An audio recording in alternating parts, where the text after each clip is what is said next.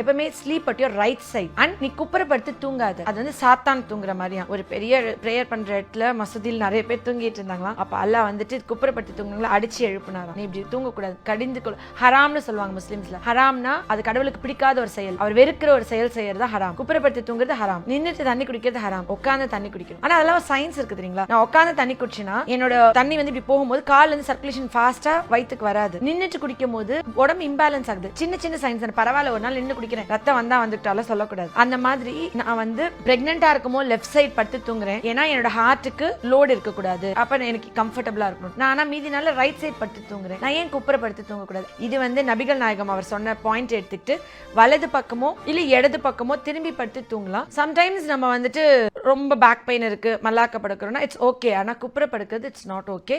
Accept நுரையீரல் problem இருக்கிறவங்க, மூச்சுத்திணறல் இருக்கிறவங்க குப்புற படுக்கணும் அந்த டைம்ல. இப்போ ஆன சிச்சுவேஷன் எப்படி இருக்கணும் மேம்? ஒரு நம்ம தூங்குற இடம் எந்த மாதிரி இருக்கணும்? அந்த ரூம் அட்மாஸ்பியர். இவர் வந்துட்டு ரொம்ப தெளிவா எப்படி ஆரம்பிக்கணும், எப்படி தூங்கி முழிக்கணும்ன்ற வரைக்கும் கிளீனா எஸ்ஆர்கே வந்துட்டாரு.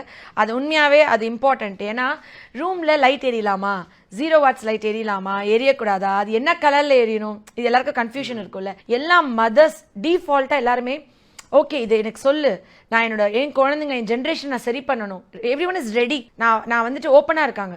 இப்போ நம்ம இதை சொல்றது இன்னும் கொஞ்சம் ஹாப்பியா இருக்கு. எனக்கு இது ஃபுல்ஃபில்டா நான் ஃபீல் பண்றேன். பிகாஸ் அந்த ரூம் வந்து ப்ளூ லைட் இருக்கக்கூடாது, குண்டு பல்ப் வந்து ப்ளூ லைட் இருக்கக்கூடாது, ரெட் அண்ட் எல்லோ லைட் இருக்கலாம். Light red R yellow light இருக்கலாமா? லைட் வந்துட்டு சின்ன 0 வாட்ஸ் லைட். ஏன் அப்படின்னு சொன்னா அந்த காலத்துலாம் பூச்சிகள் வரும், இல்ல குழந்தைங்க வந்துட்டு நைட்ல வந்து உச்சா போயிட்டாங்கன்னா, இல்ல நம்ம வந்து அவங்க சப்போஸ் அவங்க மேல கால் போட்டோம்னா, இந்த மாதிரி ப்ளூ லைட் அந்த குழந்தையோட தூக்கத்தை ரொம்ப டிஸ்டர்ப் பண்ணும். இந்த ப்ளூ லைட் எதுல தெரியுங்களா அதிகமா இருக்கு? இந்த குண்டு பல்பை விட 1000 மடங்கு நம்ம யூஸ் பண்ற மொபைல் போன்ல இருக்கு.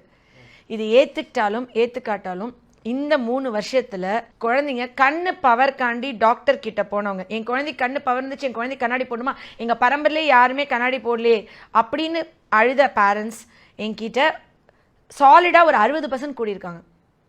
100ல் 60 குழந்தைங்க கண்ணாடி போடுறாங்க.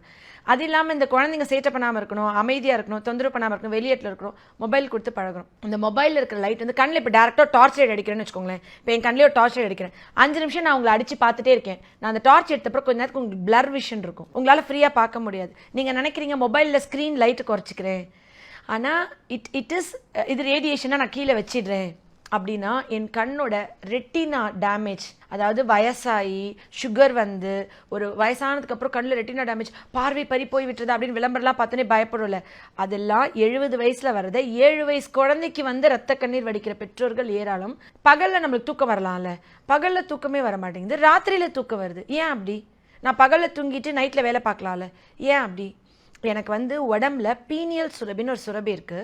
அது வந்து மெலட்டோனின்ற ஹார்மோனை செக்ரீட் பண்ணுது. அது சுரந்து செக்ரீட் பண்ணாதான் அந்த மெலட்டோனின் கூடும் போது உடம்புல தூங்கும்.